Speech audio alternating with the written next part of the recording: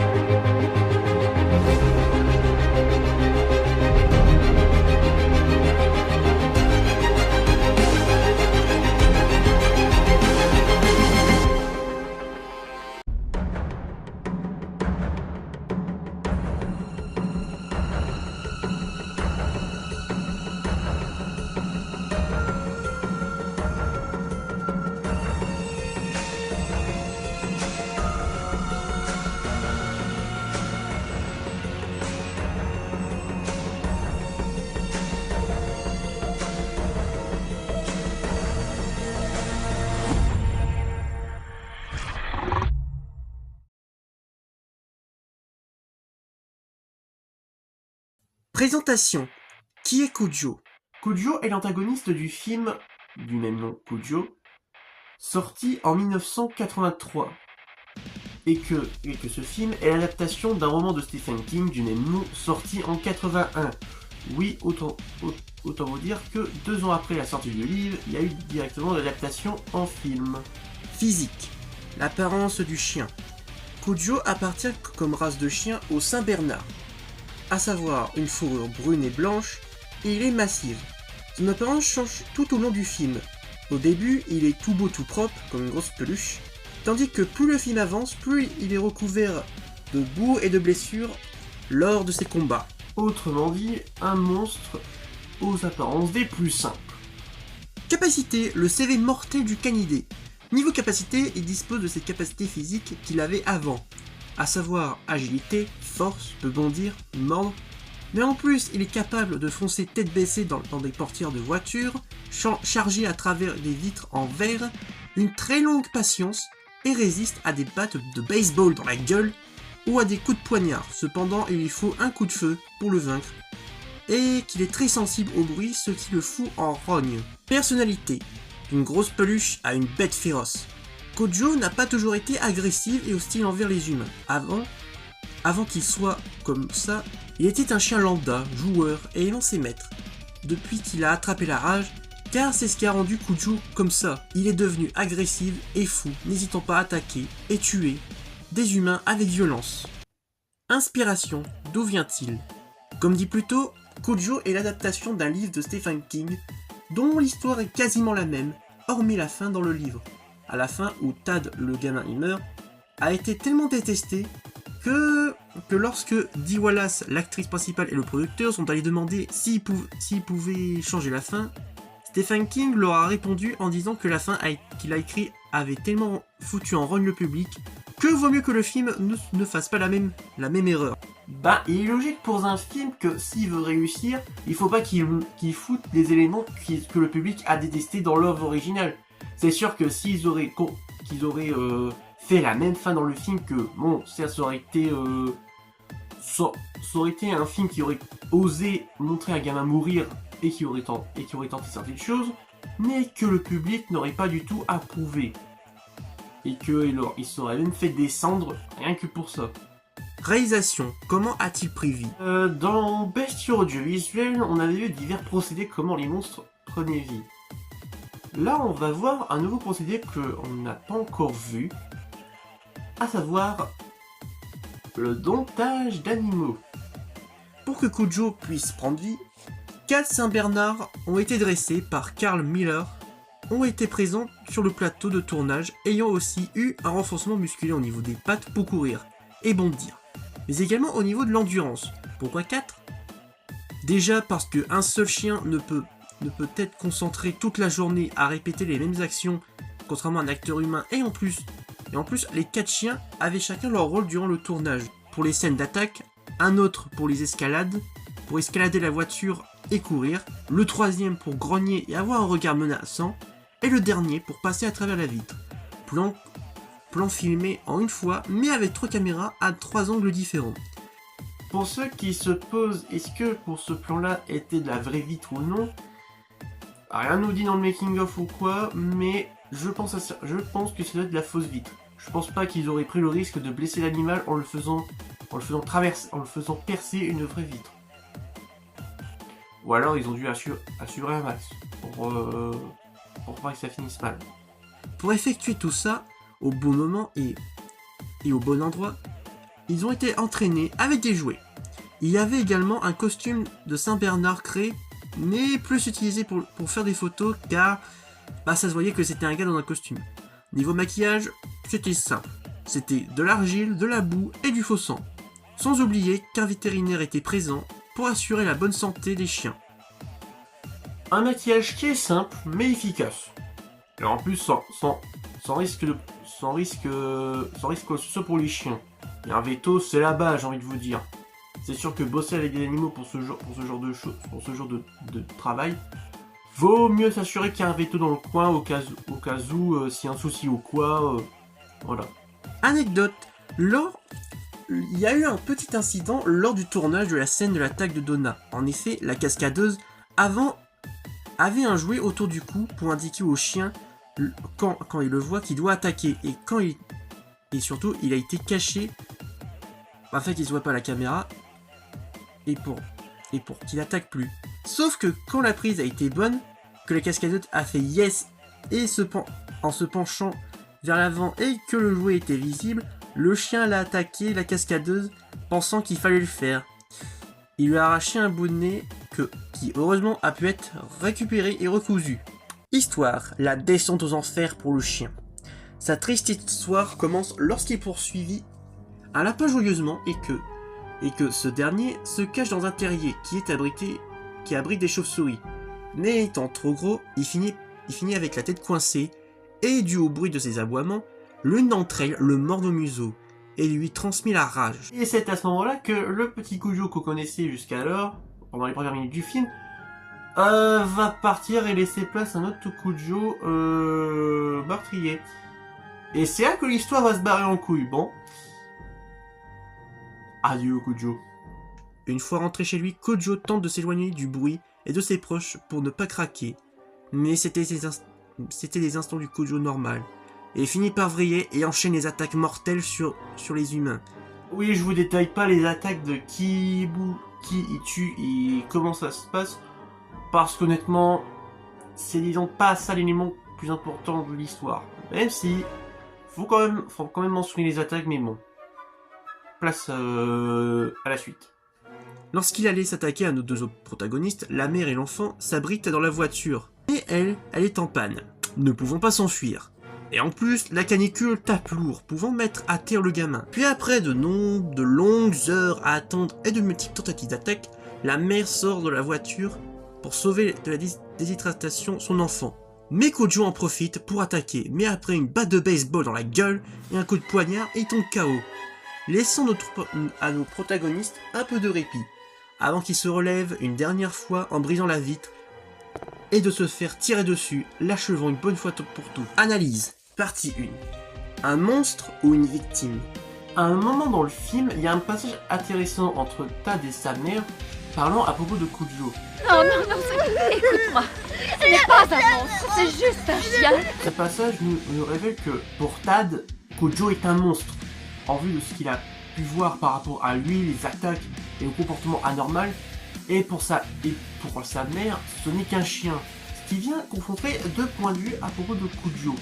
Premier point de vue, voit Cujo comme un monstre, de par une apparence qui s'est dégradée et effraie, un comportement anormalement agressif et meurtrier pour un chien, le fait qu'il peut donner des coups de crâne sur la voiture qui résistent aux blessures mortelles et traverse des vitres sans se blesser, peut nous interroger si Cujo est toujours un chien ou un monstre, ou du moins quelque chose d'autre. Le second point de vue, en revanche, replace les faits avérés. Cujo n'est qu'un chien victime de la rage, n'ayant rien demandé et qui ne veut pas faire de mal, mais la maladie l'emporte sur lui, le rendant incontrôlable. Il y a une scène où, quand Billy, l'un de ses maîtres, le retrouve qu'on le voit déjà mal en point, qui allait attaquer ce dernier, mais il reprend le dessus et baisse la tête en signe qu'il s'en veut, ne voulant pas lui faire du mal, et plus qu'il s'éloigne de ses maîtres pour ne pas leur faire du mal. Ce cas peut rappeler étrangement Carrie White, que j'ai pu traiter dans l'épisode 4. Si vous me posez la question pour qu'est-ce qu'elle fout dans cette émission, allez voir l'épisode et vous comprendrez pourquoi. Ces deux cas ils sont perçus comme des monstres par rapport à certaines choses qui dépassent la norme, mais on nous rappelle que ce sont à la fois des victimes. Et qu'ils ont certes le même point de départ, à savoir des êtres innocents ne voulant pas faire de mal à qui que ce soit, mais qu'ils ont emprunté des chemins différents qui les amèneront plus ou moins au même résultat.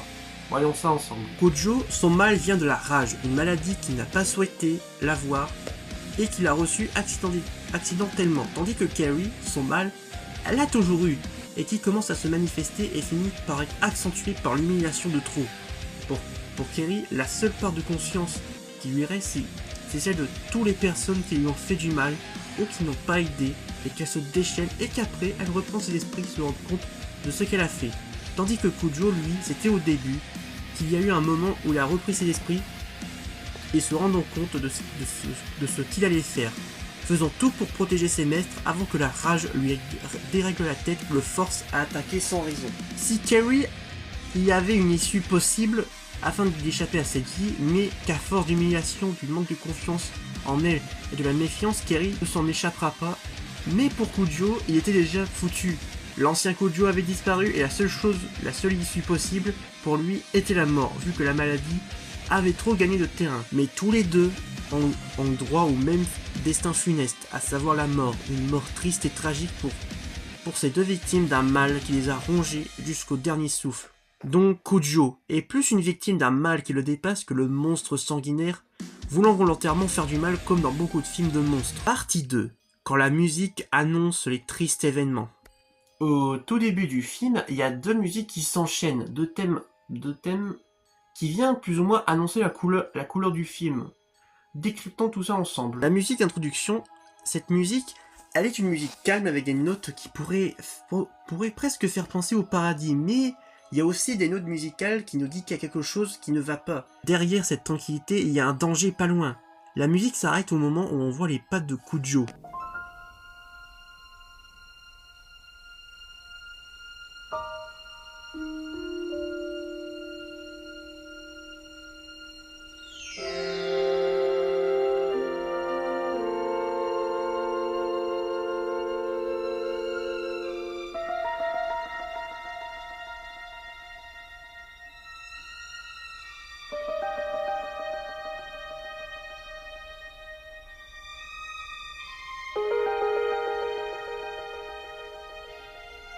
Puis le thème de Kujo retentit. Ce thème, quand on l'entend, on voit Kujo pour la première fois. Ce thème indique clairement que le danger va arriver et que ça tombera sur Kujo. En plus, il est dans un passage où Kujo poursuit un lapin, venant accentuer le danger qui traque sa cible et que contrairement à ce qu'on pourrait penser, ce n'est pas le lapin qui va être pris, mais Kujo.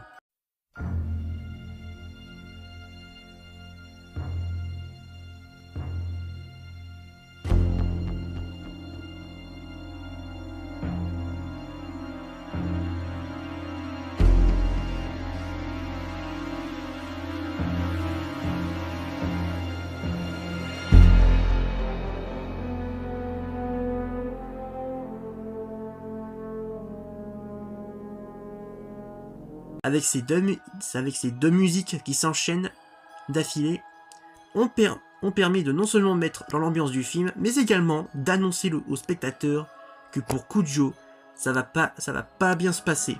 Mais revenons un peu sur son mal qui le ronge.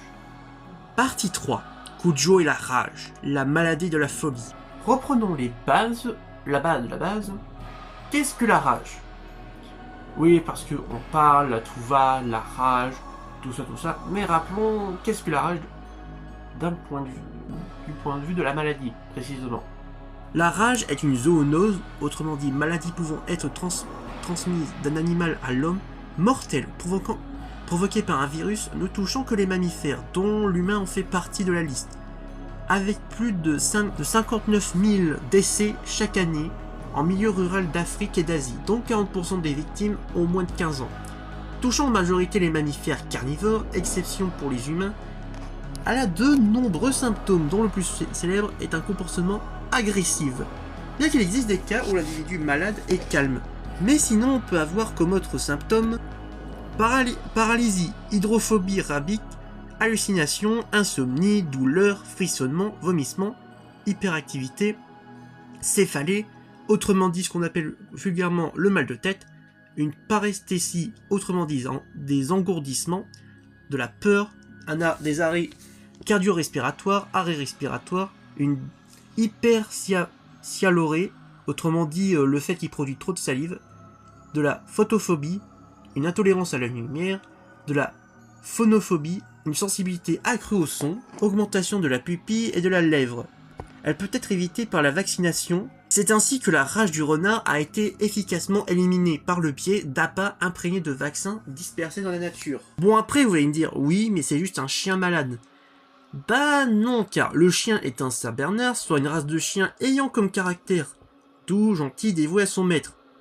Bien qu'ils peuvent être têtus. Autant vous dire qu'on est loin des chiens utilisés pour les combats clandestins de chiens, mais plutôt d'une grosse peluche. Avec cette origine-là de monstre, c'est non seulement une origine qui est plutôt bien expliquée et qui est crédible jusqu'au bout, par rapport à ce qu'elle présente, mais en plus de tous les monstres du cinéma, même de la pop culture qui ont pu émerger, Cujo, c'est réellement le plus crédible d'entre tous. Parce que un chien qui a la rage et qui, même s'il était le plus gentil du monde, mais que son comportement finit par vriller et devenir très agressif, prêt à tuer n'importe qui, cela peut arriver. Même si pour l'animal affecté de la rage, la mort lui arriva très vite. Mais ce genre de monstre peut arriver, peut naître dans notre réalité. En plus avec un virus qui existe en plus. Et que de plus, les chauves-souris qui transmettent la maladie à Cujo au début du film, font partie de la liste des animaux qui peuvent avoir la rage. Puisque les chauves-souris font partie des animaux ayant le système immunitaire le plus performant au monde. Donc, que de ce fait, ils sont de véritables réservoirs à maladies, dont le fameux coronavirus. Et que, en plus, par rapport aux symptômes de la rage, comme j'ai pu citer plus tôt, il y a des symptômes qui correspondent parfaitement pour Cujo. Que ça soit sa sensibilité accrue au son, son comportement agressif, ce qui vient encore plus rendre Cujo réel. Et qui sait, peut-être que dans un coin du monde, peut-être de réels Cujo ont pu faire surface. Débriefing. Qu'est-ce que je pense de Cujo? Alors, pour être franc, il me fait de la peine, parce que c'est juste un pauvre chien qui a attrapé la rage et qui arrive plus à se contrôler, quoi. Alors que, s'il aurait pas fait mordre par la chauve-souris, tout ce qui s'est passé, tout ce qui s'est enchaîné, que ce soit les morts qu'il a causé ou même sa propre mort, rien de tout ça serait jamais arrivé en fait. Après sinon, ça fait plaisir d'enfin d'un nouveau traiter un monstre simple, non, parce que les 2 derniers épisodes sur Terrapagos et les Pokémon Paradox, c'était costaud, très costaud. Rien que pour la partie descriptive, que soit c'était un groupe de plusieurs bestioles, donc fallait les décrire chacune, que d'ailleurs pourquoi j'ai dû diviser l'épisode en 2. Et l'autre, sur Terrapagos, il avait 3 formes, dont elle aussi je devais décrire chacune d'elles. Du coup, ça fait tout simplement plaisir de traiter un monstre beaucoup plus simple. Cet épisode se conclut. Vous pouvez, comme d'habitude, me suivre sur YouTube, mais également sur Instagram. Sur ce, oui, comme je l'ai annoncé sur post, je vais alterner entre les bestiaux du visuel et les analyses et l'inverse. Ça sera pas le seul univers que je compte traiter en analyse. Je vous laisse, je vous dis à la prochaine pour de nouveaux contenus. Bye.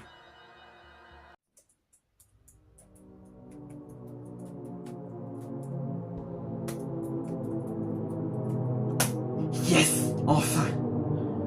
Et hop, le système de sécurité des portes, ça dégage. Parfait. Tu es revenu, Morningstar. Oh. Ça faisait longtemps que tu étais parti, cher ami. Ouais, comment on se retrouve? Tu sais, il y avait quelques années, on était plus que tous les deux, tandis que toi, tu disais que oui, le changement, ça fait partie de la vie. Moi, je cherche un moyen pour remettre les choses dans l'ordre. Écoute, je sais que ça va faire très très longtemps qu'on s'est pas revus, que depuis qu'ils nous avaient abandonnés tous les deux à l'époque, que tu voulais sincèrement qu'on soit à nouveau tous les trois, mais que, sauf que c'est comme ça arrive dans la vie, qu'on a des trucs comme ça, et que... Sauf que à ce moment-là, moi aussi de mon côté ça commence à évoluer, que Bon, oui, certes, ce qu'il nous a fait, ça nous a fait mal. Moi aussi, ça m'a fait mal. Mais depuis... Ben, j'ai rencontré de nouveaux amis, je voyageais à travers l'arbre monde. J'avais une vie, quoi. Mais pour toi, à l'époque, mais il aurait fallu que toi aussi t'évolues de ton côté, que tu gardes ça comme de bons souvenirs. Et que t'évolues aussi. Mais là, quand... Tu te rappelles que parmi les solutions que j'avais trouvées pour arranger, j'avais parlé du voyage dans le temps? Oui, je mentionnais que c'était ton obsession de vouloir revenir dans le temps, comme au bon vieux temps. Je l'avais même forcé, j'avais même tenté de te forcer à rester dans cette dimension. C'est-à-dire que j'ai dû me barrer au final. Normal, on était amis, et on devait sauver cette amitié. Et pour cela, j'ai dû te garder captif, afin que le plan fonctionne, mais t'as fini par t'échapper et me trahir. Je découvre ce que t'as foutu. Comment t'as eu pour avoir le Black Goo? Et il n'y en a pas dans cette dimension, ceux dans les dimensions d'Inoverse, c'est possible. Un petit hacking chez vous, et puis hop, à moi tout sur le Black Goo. Ah, c'était toi! Je m'en souvenais l'autre fois où on s'est fait hacker que le hacker avait seulement fait une copie par rapport au Xenoverse. C'était toi! Pourquoi? Explique-moi. J'ai découvert les rapports de ce que t'as fait par rapport à ton expérience. Et putain, ça t'a seulement amoché. T'as même ton code qui est garni. Ce n'est qu'un max. Je n'ai qu'un masque. Comment ça, c'est un masque? Regarde un peu les effets de ce mutagène extraordinaire. Oh! Ah ouais, tu peux pas louper sur ce coup-là. Grâce à lui, j'ai pu en acquérir la structure génétique de ces 4 Télétubbies avec succès. Mais c'était quoi le projet? Créer un être suffisamment parfait pour pouvoir accueillir le pouvoir du voyage en temps et retourner dans le passé et empêcher que le groupe se sépare. Sérieux? Tu voulais vraiment faire un être qui puisse voyager dans le temps?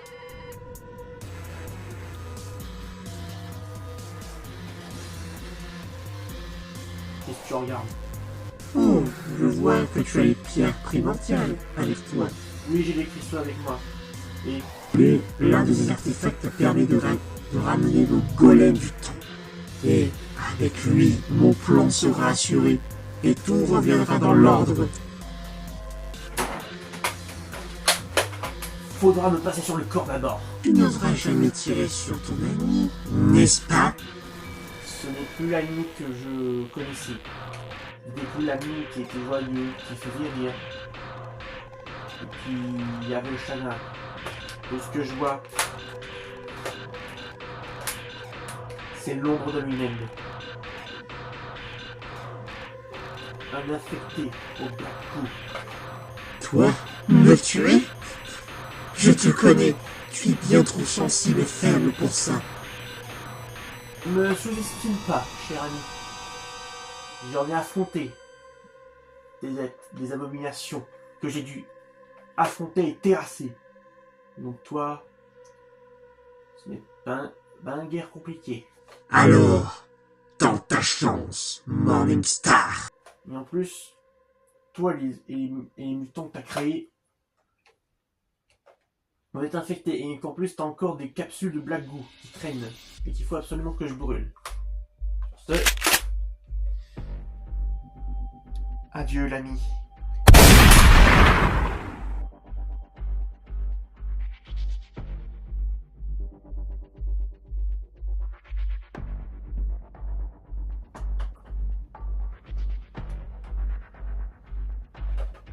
T'as encore envie? Tu veux que je t'achète, c'est ça? Non.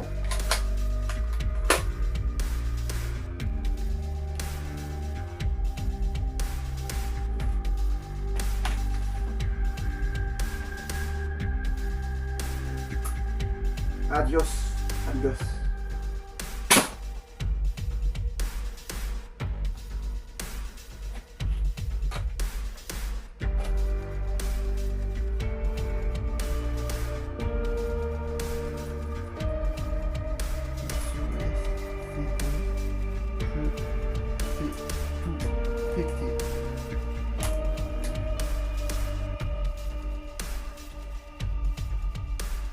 Eh oui les amis, ça se termine cette mission. Maintenant, il faut que je dégage de cette dimension.